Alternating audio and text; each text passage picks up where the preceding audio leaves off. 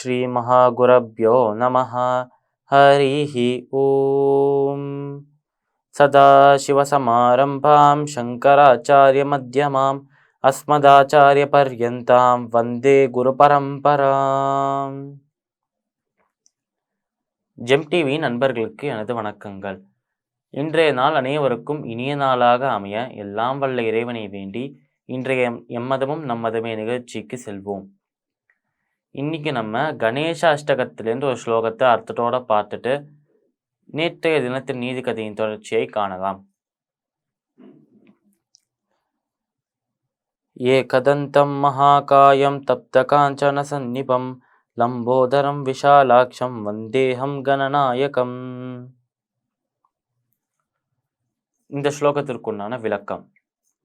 ஏகதந்தம் மகாகாயம், அதாவது ஒரே ஒரு தந்தத்தை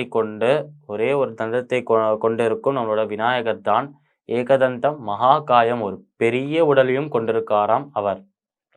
ஏகதந்தம் மகாகாயம் தப்த காஞ்சன சந்நிபம், அதாவது இவர்கிட்ட இருக்கும் அந்த ஒரு தந்தம் எப்படி இருக்கு அப்படின்னா, எப்படி ஒரு தங்கத்தை எடுத்து அதை உருக்கி அந்த உருக்கின தங்கத்திலேருந்து ஒரு தந்தத்தை செய்தால் அது எந்த நிறத்தில் இருக்குமோ அதை போலவே தங்க நிறத்தில் ஜொலித்து கொண்டிருக்காம் அந்த தந்தம். ஏகதந்தம் மகாகாயம் தப்த காஞ்சன சந்நிபம் லம்போதரம் விஷாலாட்சம் வந்தேஹம் கணநாயகம்.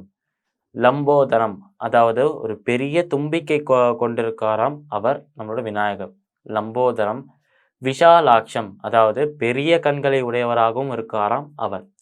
லம்போதரம் விஷாலாட்சம் வந்தேஹம் கணநாயகம், அதாவது அவர் பெரிய தும்பிக்கையை கொண்டு ஏகதந்தனாக ஒரே ஒரு தந்தத்தை கொண்டு அந்த தந்தமும் ஒரு தங்கத்தை உருக்கிய நிறத்துல அழகான நிறத்துல ஜொலிக்கிறதாம். அப்பேற்பட்ட ஒரு சொரூபத்தை கொண்டிருக்கும் விநாயகருக்கு நமஸ்காரம், என் கவலைகளை போக்க வேண்டும் அப்படின்னு வேண்டிக்கிறோம் அவர்கிட்ட. இந்த ஸ்லோகத்திற்கு உண்டான விளக்கம் இதுதான். இப்ப நம்ம நேற்றைய தினத்தின் நீதி கதையின் தொடர்ச்சியை காணலாம். நம்மளோட பிரகலாதன் இந்த புகழை விட்டதுக்கு அப்புறம், புகழ் அவர் பிரகலாதனின் அந்த கோட்டையிலேருந்து அந்த அரண்மனையிலேருந்து வெளியில போனதுக்கு அப்புறம் நம்ம பிரகலாதன் திருப்பியும் அதே தோட்டத்துல நடந்து போயிட்டு இருக்கும் போது இன்னொரு நபரையும் சந்திக்கிறாராம்.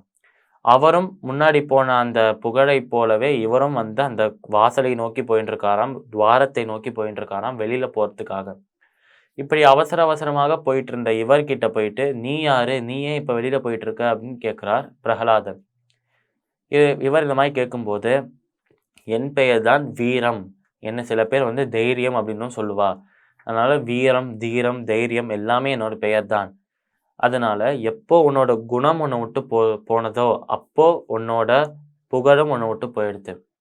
எப்போ உன்னோட புகழ் உன்னை விட்டு போனதோ அப்பவே நானும் இங்க இருக்கிற தகுதி இல்லாதவனா மாறிட்டேன், நானும் வெளியில போறேன் அப்படின்னு சொல்லிட்டு அந்த வீரமும் வெளியில போக ஆரம்பிக்கிறது தான்.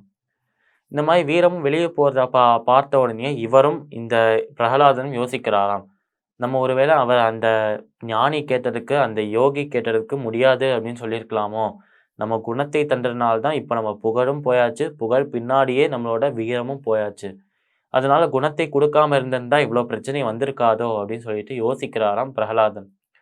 ஆனால் இன்னொரு விஷயத்தையும் யோசிக்கிறாராம். என்னன்னா, ஒரு ராஜா, ஒரு நல்ல அரசனோட குணம் என்ன அப்படின்னா, தன்னை நாடி வருபவர்கள் தன்கிட்டேருந்து ஏதாவது எதிர்பார்த்து வரவோட அந்த எதிர்பார்ப்பை சாட்டிஸ்ஃபை பண்ணணும். அதனால எந்த ஒரு எக்ஸ்பெக்டேஷனோட எந்த ஒரு எதிர்பார்ப்போட வந்தாலும் நிச்சயமாக அதை நிறைவேற்றி அனுப்புவதுதான் ஒரு நல்ல ராஜாவோட கடமை.